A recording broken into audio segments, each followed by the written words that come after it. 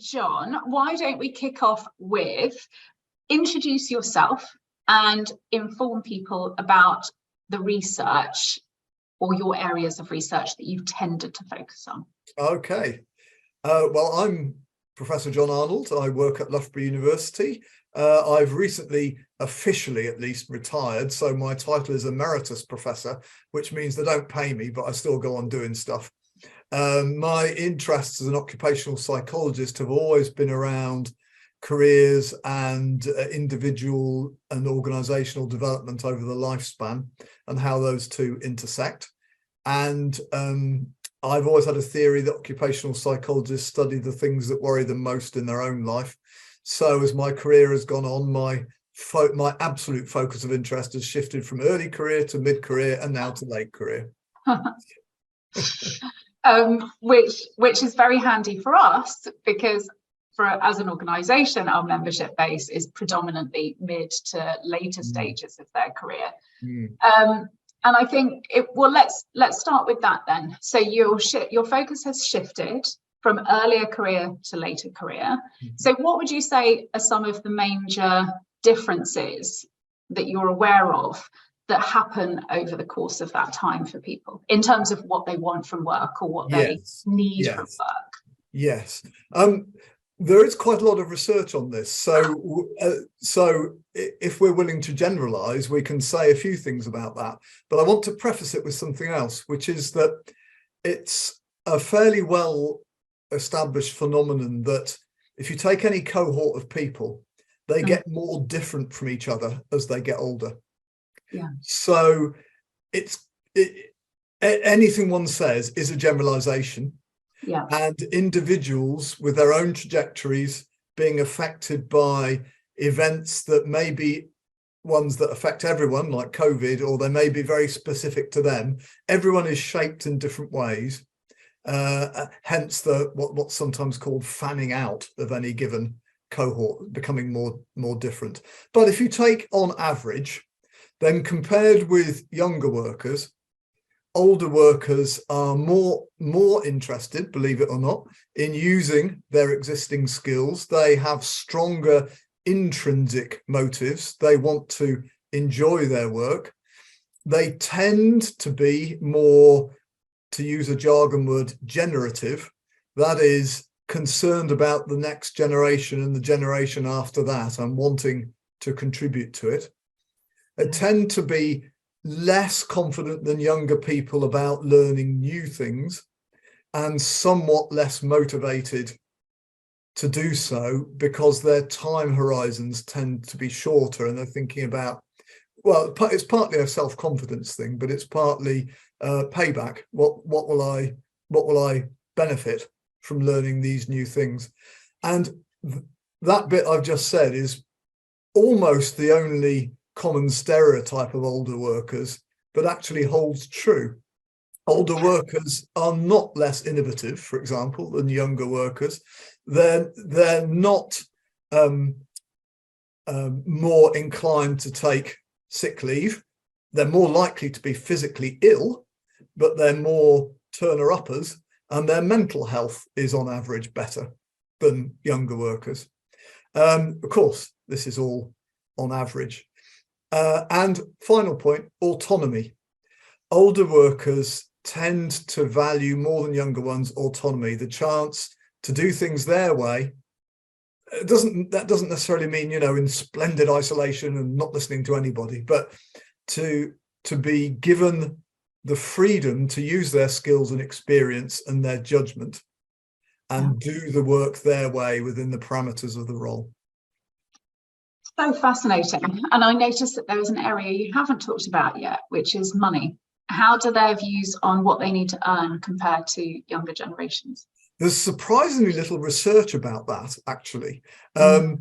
People are more looking, as it were, to the present and what they've accumulated from the past than what they hope to earn in the future. The attitude to money is a little different from younger people in another way as well.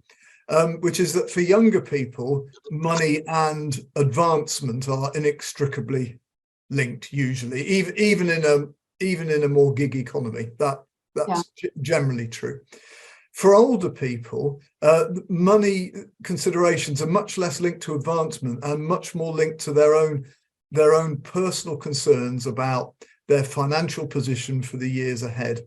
So they're thinking in terms of, right, what can I do to make sure that I'm adequately provided for? So stuff like paying attention to pensions and paying attention to the predictability and reliability of income become considerably more important.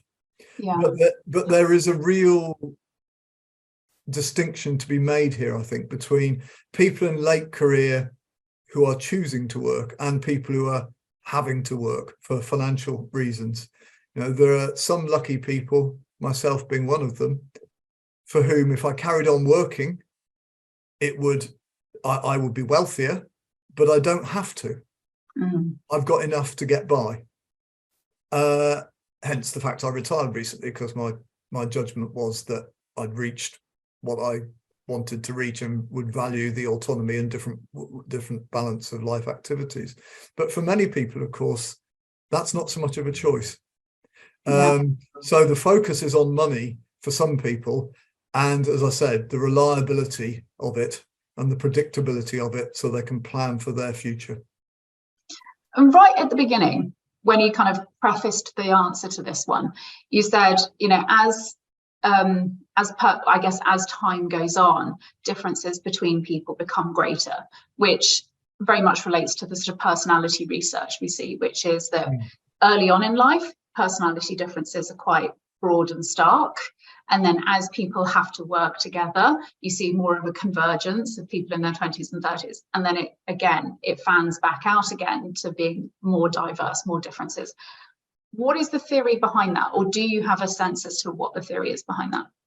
The theory is generally that people, two main thrusts to that. Firstly, people have varying experiences. I mean, that's obvious, I know, but as time goes on, there's more opportunity for people to have different kinds of experiences. When you're very young, if there's a major thing like COVID, that has formed quite a significant part of your life, both in terms of time and in terms of magnitude of events. If you're in your 60s, you've probably seen quite a few big things in the world happen: the financial crash of 2009 or whatever, the recession in the very early 90s, if you want to go back to that, various world events. So you've got more of an accumulation of events, but you've also got more of an accumulation of personal events and personal experiences, different jobs, different people you've had to work with, different relationships you've had, different interests that you might have tried and then discarded. So you've built up your own personal repertoire of experiences and attitudes, which feed into a worldview that is more uniquely yours than might have been the case 20 or 30 years earlier. And I do also wonder if there is a sense of, you know, that time shortening, and therefore I'm going to make less effort around certain things. It's sort of, I'm not a terrible person, like it or lump it, basically. So things I was prepared to tolerate and I guess be a bit more, things I was prepared to tolerate in my 20s because maybe I needed the money. Maybe there's more of a kind of, I don't have to tolerate that anymore, and I can be quite proud of this, and maybe actually sometimes my difference serves me well, as opposed to needing to try and placate all the time. No. There is most definitely that, and of course that can sort of feed into various stereotypes like grumpy old person, you know. but often actually when older workers are being sort of apparently obstructive or awkward at work, the motive is often, to use a word I used earlier, generative. They're concerned about the well-being of the organization, and I think they've seen enough in their life to offer, to say, it is a cliche, no, we've tried that before, it didn't work. But often that is actually right. It has been tried before and it didn't work. So older workers sort of, I'm not putting up with that, is often well-founded. And I would entirely agree with you. Entirely agree with you. And I think it is just one of those things that it's a stereotype that's taken out of context, or the context behind it isn't appreciated generously. Yes. And I think I've seen another phenomenon as well in organizations, which you may have also seen, and people watching this conversation may have seen, which is that people in late career do feel they've got less to lose. It's not always true, of course, but you're right. And will speak up on behalf of not just themselves, but maybe younger workers who they feel are being taken for a ride by management. They will say the things the younger people have too much to lose to say. It's such a good point. And it's a strong reflection. There's the psychologist that's spent a lot of time looking at values. And again, appreciating there are differences, but if you were to generalize, as you get older, the values shift from being hedonistic, stimulation, to being more things like benevolence and community orientation and traditionalism. But it comes from that place of wanting. Instead of self-enhancing, it's self-transcending.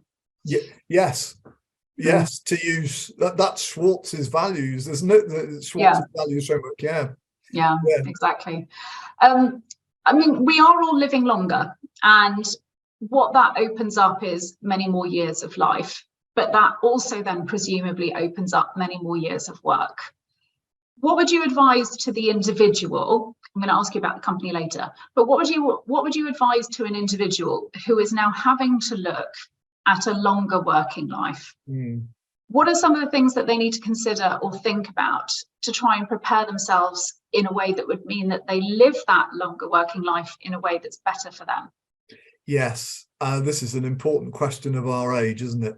And it's very hard actually to distinguish or to disentangle between the answer to that for individuals and the answer to that for organizations. So there will be some overlap.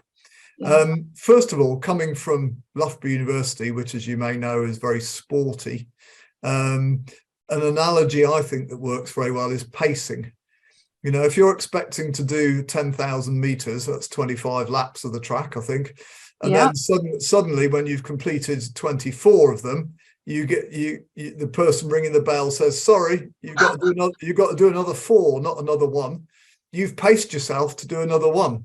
Yes. You're knackered. And the last 3 are going to be such a struggle, and you may be almost at a standstill. So pacing is really important, I think. Not and this is so hard in an economy which puts enormous pressures on people, but try to pace oneself so that, you know, in what was formerly one's so-called peak years, 30s and 40s, you're not actually completely burning out all the time. You're keeping stuff in reserve. Second point, I think, is I said earlier that on average, older workers are less willing and confident about learning new skills. There are some caveats to that, actually, like it's not so much true when those skills relate closely to what they know already, in other words, build on them. But to the extent that it is true, it's important to try and overcome it. It's not you know, it's not genetic. It's not something that us older people can't do. I was going to say it's not true. No, can no. So I think, you know, there is a form of the old John Arnold super theory of lifespan development, a very broad, general, outdated theory in many ways, but referred to maintenance stage of careers where people are sort of holding on to the gains they've previously made. It's dangerous to think like that now. I think you always have to be thinking onwards and upwards, but don't define upwards as promotions. Define it in terms of your skills and experience repertoire. Yeah. Because research that I've been involved in suggests that there are 2 forms of dealing with the maintenance stage. One is genuine updating. In other words, you're not breaking major new ground, but you're making sure you stay abreast of things. But the other one is avoiding learning new stuff, trying to worm your way around new things and hold on to what you've done before and get away with it. And that's the thing to avoid. Yeah, that really is the thing to avoid. And the other thing is the financial one. Watch your money, your provision for the future. Be prepared to consider, if not the worst case scenario, then, you know, the bottom quartile scenario if your investments don't do well, as well as the better scenarios. And be aware of the implications for your potential future life. I think that's very sage advice. You know, there's certainly been evidence that maybe equitable life or certain pensions that you may have been saving on, but just in all honesty, goalposts having to shift. I mean, there will be a day of reckoning where, you know, inevitably pensions can't keep getting paid out for 20, 30, 40 years. There's going to have to be an adjustment, and there will be a shock that happens at some point for people. Yes. I think also the research indicates that having a good person environment fit, which is a very general term, but it means that your values and skills are and motives are in line with what your work environment offers.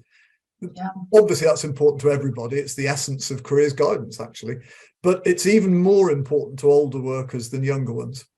Yes, because they care more about.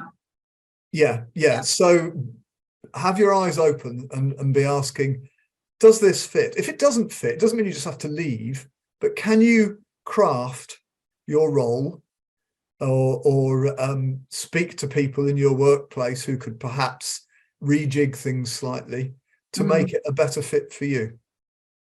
And that goes both ways. So you're absolutely right. And I think, you know, we do spend a lot of time educating and working with our members to support them to be confident enough to get to a point where actually they will sit down with their manager and say, this is how I want to be managed, and this is going to be the best thing for my work going forward. Obviously, bear in mind that people who are earning money do have to compromise in some way, shape or form. But likewise, it can't all be on the individual. What are some of the things that, again, from an organizational perspective, you would like to encourage organizations to consider if they are to support people who are having to work into their 60s, 70s, 80s, which will become the reality for people? Yes. I like the way you segued that. That was very good. I think first of all, although everyone's saying all the time, oh, no such thing as a job for life anymore, and you know, careers are lifelong and all that, organizations often lose interest in people, in what they expect to be their last 8 or 10 years, and assume they're going to jog on, or if there isn't any sort of room for them to jog on, make them redundant or whatever. And I think that really has to change, because if you review with older workers what they feel they're contributing, what they'd like to contribute, you may get some surprising answers, and they may be answers which are not just self-indulgent and, you know, you've got to suit me because I've been here a long time and I'm getting old now. People want to make a contribution. I've said that in different ways 2 or 3 times already. And it may be that with a bit of an imaginative and collaborative thinking, that contribution can be really significantly different from the role they're in now. Or it might be the same role, but refined a little, or upskilled a little, or reskilled a little. An early career, some people are still looking for growth. Others are more in that sort of maintenance mindset. And as I said earlier, maintenance, where it means staying up to date, staying alert, staying with it, is not a bad thing, but it's not looking for growth per se. Just making that distinction will really help organizations understand what sort of role might best fit a person. Others, again, who are feeling highly generative, might be very happy to take roles which are for the corporate good, but which have little future reward attached to them. The sort of good citizen stuff that younger workers are unlikely to want to do because they don't see that it's going to do them much good.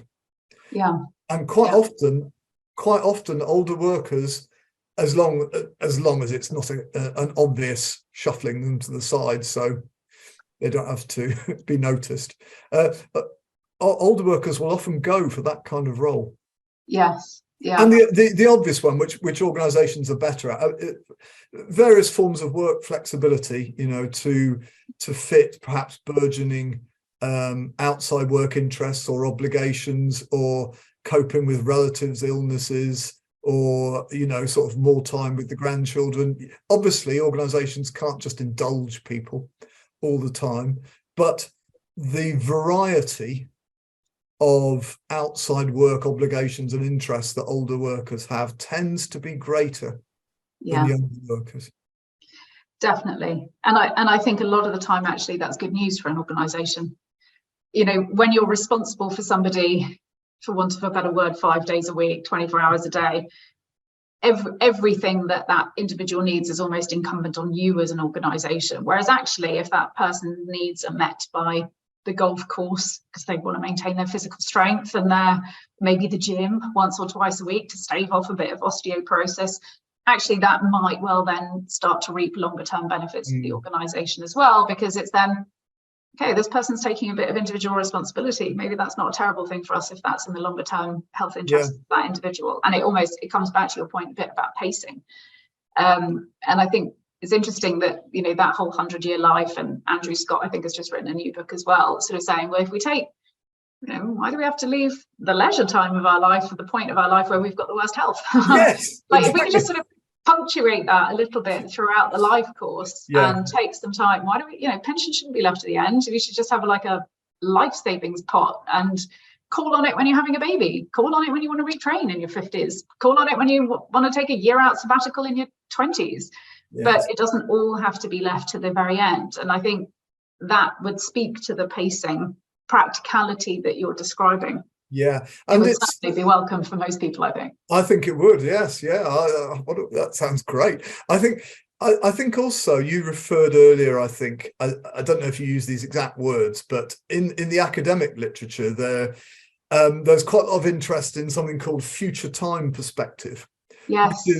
Which is the extent to which a person is focusing on and seeing a future for themselves, not necessarily sort of somewhere over the rainbow fantasy, but are they future orientated? Do they think there's a lot of their life still to go, possibly the best of their life still to go? And it's quite surprising to some people how future orientated a lot of people are. In mid to late career. They're still looking ahead for their life as a whole, and that has been shown to be associated with positive mental health. So in a way, one of the upsides of longer lives and longer working lives is that people can, with a little more confidence than would have been the case half a century ago, look in the later stages of their career to a future which still has plenty of stuff, probably. As you implied just now, you can never be sure, because retirement and going to do the thing you've always wanted to do carries the risk that you get ill or infirm sooner than you expected. But that's still the exception rather than the rule. Yeah, completely. I agree. I think, those are the sort of the main questions that I wanted to cover off. Was there anything else that I should be asking you? Anything you're desperate to say? What's my favourite colour? Yeah, I think one other thing to say, and I believe from conversations we've had before, Lucy, you're highly familiar with this, is to just sort of take a little step further, not just how older workers might be different from younger workers, but how older workers think younger workers are thinking about them. if you see what I mean. It's almost like another step. In other words, as an older worker, I'm looking at my boss. Let's say I'm 63, well, 64 virtually, which I am, and let's say my boss is 35. It's perfectly possible, isn't it? And quite, relatively very possible.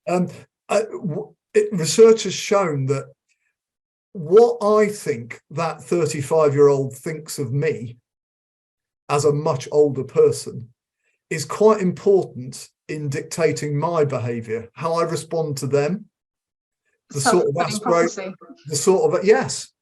aspirations I'm willing to share or not.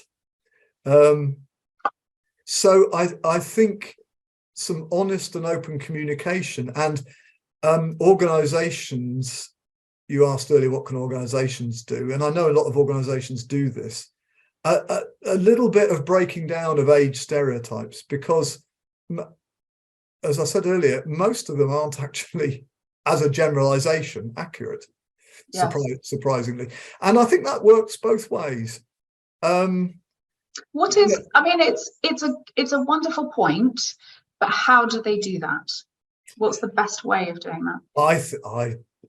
I absolutely think that you can do it surreptitiously, like some psychologists do in their experiments, by presenting people with information about hypothetical people and vary only the age about them. Yes. And then notice differences in people's reaction to them and point those out and say, okay, where's that coming from?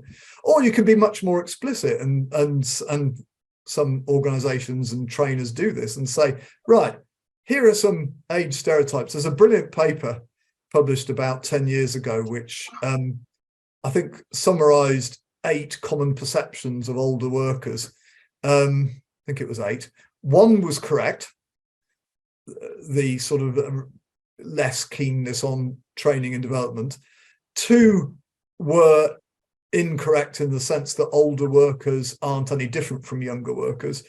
And the other 5 were different in the sense that older workers were actually different in the opposite direction from what the stereotypes said. And I think I'm optimistic enough about human nature to think that if you present people these things in a coherent, easy to understand way, explore a bit what that might mean, encourage people to think of examples of people who conform and don't conform to the stereotype, so they can see that just like any other cohort, older workers vary. So it's difficult to generalize. But I also think, as I said a moment ago, this can work both ways. I think us oldies, I don't refer to you here, Lucy, myself. I think we tend to have some prejudices about younger workers. And I think just examining those could be quite helpful. I often think, actually, one of the things I love about working with Brave Starts is, my co-founder is 32. If it wasn't for work, my ability to interact meaningfully with people like him would be much more restricted, right? My life tends to revolve around your kids are all the same ages, you meet other people at the schools, same ages who my friendship group from university is. Work is my main access to meeting people, and family. But even so, family is very close, and it's you're almost like, my children are almost a little mini replica of me, or at least one of them is. So you're almost not learning, you're not necessarily getting that diversity. But work is a wonderful place actually to get some of that diversity. And I do think that you don't have to force people to learn new things. You can literally just sort of encourage a cross-sectional workplace where sometimes different projects, encouraging people to go and work, spend some time, do a sabbatical, go and work in the CSR department, go and work in HR for a bit. Like you say, my life as a graduate recruiter back in the day, or a head of recruitment, would have been a lot easier to recruit people if I'd had a pool of people who'd worked at the bank for 20, 30 years who were all too willing to go up and do interviews at Bristol or Nottingham or Loughborough, instead of trying to recruit 28-year-old traders off the trading floor, and they don't go, absolutely not, I'm not giving up a day to go up to Edinburgh, not a chance. So yes, those sorts of corporate citizenship things, but actually, encouraging more movement, shadowing, spending time in different departments, actually helping people recognize where they could shift to, as opposed to relying so much on, well, here's a job description, do you want to do it? Well, I don't know, I've done it. Yes. How can you apply for something you don't know exists, or you don't even know what the job involves? I think you make a very powerful point about how for many of us, work is the place where we meet people who are very different ages, and of course other differences from ourselves. Our friendship groups tend to be a cohort we've carried with us. Yes. Whereas work doesn't, at least not for most people. Yeah. I think that's a really good point. There's a lot of research actually on the effectiveness of age diversity in teams and groups. And unfortunately, it slightly disappeared up its own behind, because it got so complicated, because of course, when you're dealing with a team of people, they tend to differ in all sorts of ways, not just age. Personality and all. So isolating the effect of age turns out to be really difficult. Yeah. Everyone would like to believe that teams composed of people of vastly different ages will outperform on average teams with similar ages, but unfortunately the evidence isn't against that, but it's not for it either.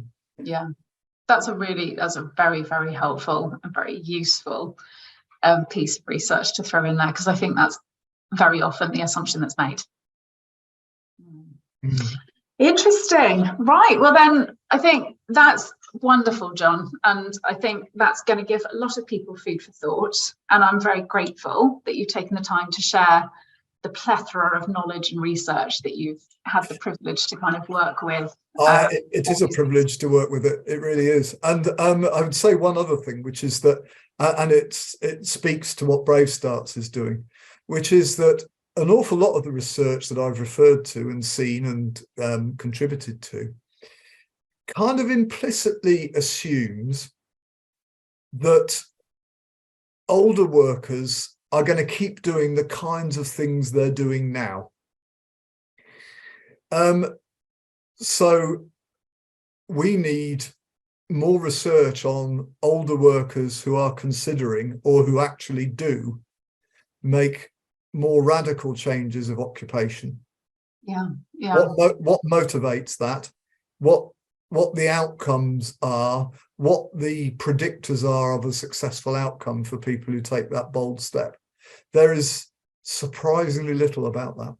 Surprisingly little, I know, and believe me, I've tried it. I've done the research that I found basically indicates that the factor I think that most predicts a significant shift is structural social support, as in if you've got basically family members, if you can do it because your family are supportive, then that's your biggest factor, which I can well believe actually, because if you've got a family dependent on a particular income stream, and you can't change, you need to do that. You're paying for the house, you're paying for the car, you're paying for the education. Yes, that's right. Fascinating. Well, I mean, we could go on all day, but we won't, so I'm going to stop the recording there.